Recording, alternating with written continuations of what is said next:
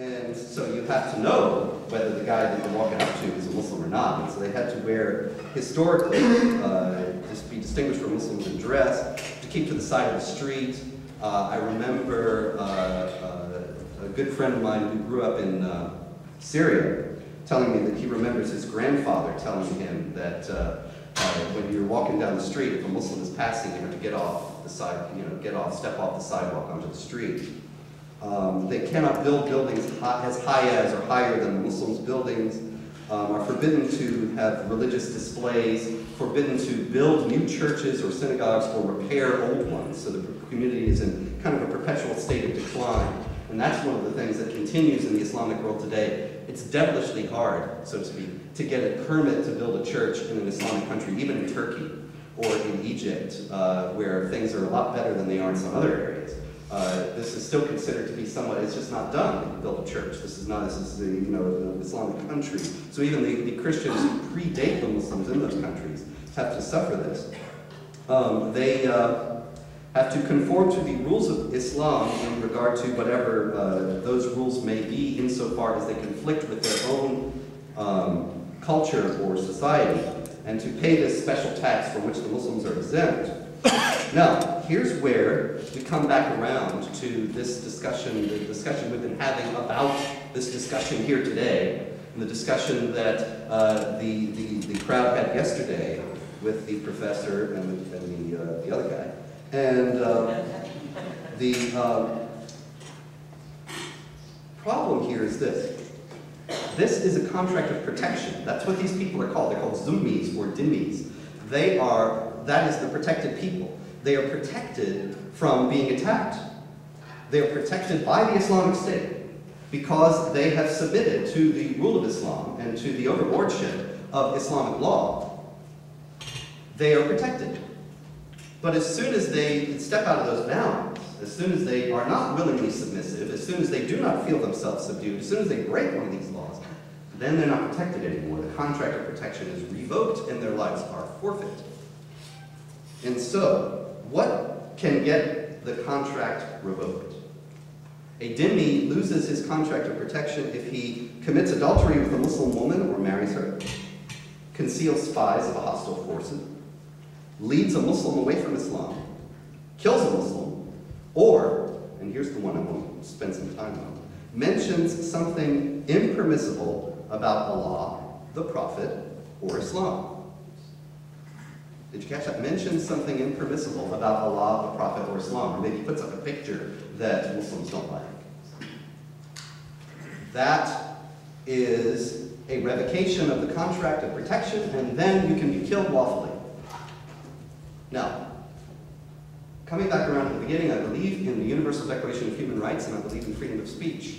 I very much believe in freedom of speech. And somebody said yesterday, either the professor or the clown, I forget which, but one of them said that freedom of speech is, the antidote to bad speech is not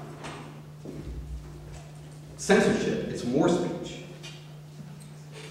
And that is a very important principle. The founding fathers of the United States of America, they established the principle of freedom of speech because they were trying to escape a tyranny. The tyranny was restricting their ability to live their lives as they chose to live them, and making it difficult for them even to speak out against the tyrannical things that made their lives difficult. They knew, the founding fathers knew, that they had to protect free speech, even if it was offensive. As a matter of fact, non-offensive speech doesn't need any protection. Who cares? Nobody's going to try to restrict it. But freedom of speech that offends somebody has to be protected. Why? Because we want to give offense? We want to be obnoxious? Of course not. What we want to do is make sure that we are not tyrannized. We want to be able to make sure that we can have political dissent. We want to make sure that no group gains a protected status that gives it hegemony over other groups such that it can impose its point of view upon the rest of us and thereby have unbridled power.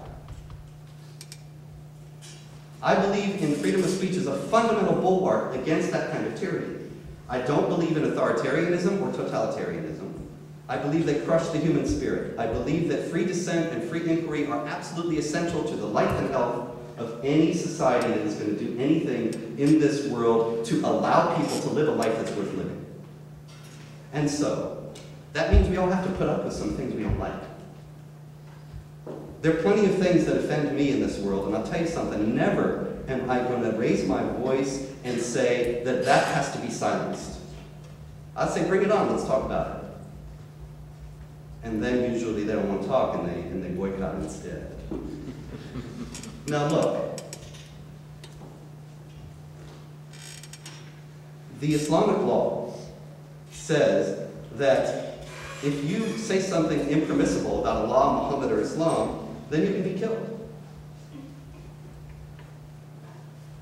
That is not something out of a dusty law book that nobody's paying attention to. The organization of the Islamic Conference is 57 Muslim countries around the world today, or 56 Muslim countries, plus the Palestinian Authority. And it is the largest voting bloc since the collapse of the Soviet Union at the UN. Pretty much it can do anything at the UN it wants, as long as one of the states with its permanent seat on the Security Council doesn't veto it.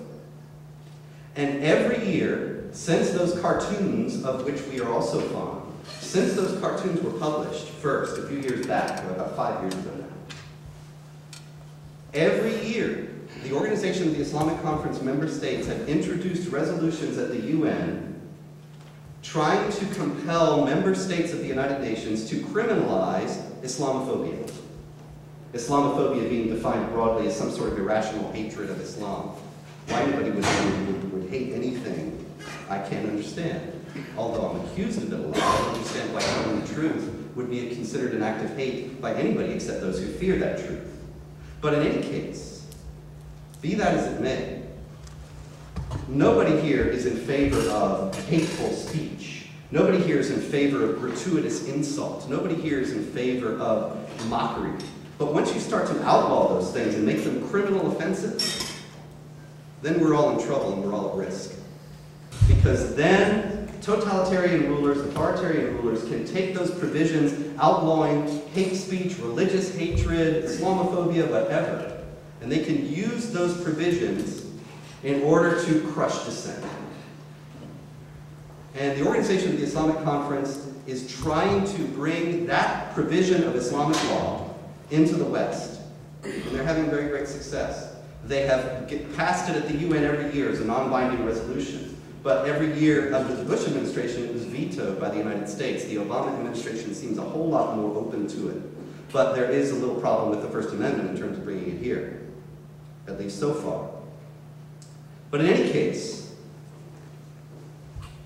if a cornerstone of a free society is free speech, and this organization wants to end that, or wants to restrict it, then every individual, Muslim or non-Muslim or whatever, ought to stand against that initiative in the name of freedom of a free society in which people can live and prosper in a way that is in accord with their divinely given human dignity. Look, the reality of the world today is that we all have different points of view, and we're not going to agree.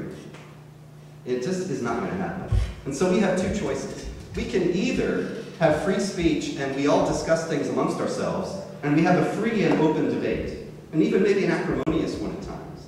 And as long as we are not trying to impose our will upon each other, but we are working to convince one another of the rightness of our perspectives, then there's nothing to be afraid of. Or one group can try to gain hegemony over the rest and clamp down and gain power such that everybody else is silenced. And that, to me, is the death of the human spirit. That's why I'm here, and I call you all to join me in defense of these basic human rights. Thanks very much.